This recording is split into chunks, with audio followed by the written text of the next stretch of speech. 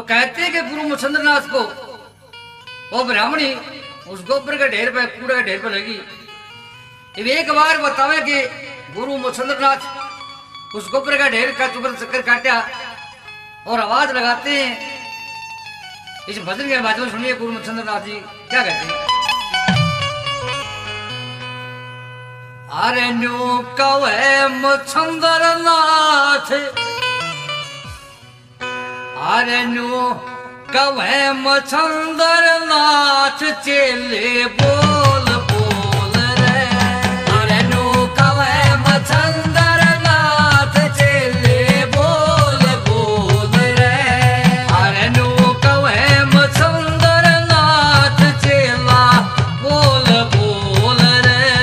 अरे न्यू कवे मच्छिंद्रनाथ चेला बोल बोल रे।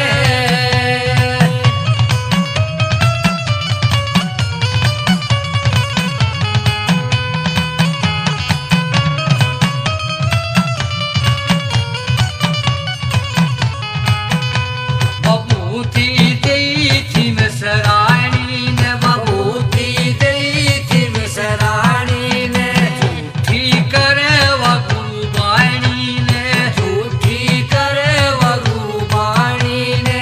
कृष्ण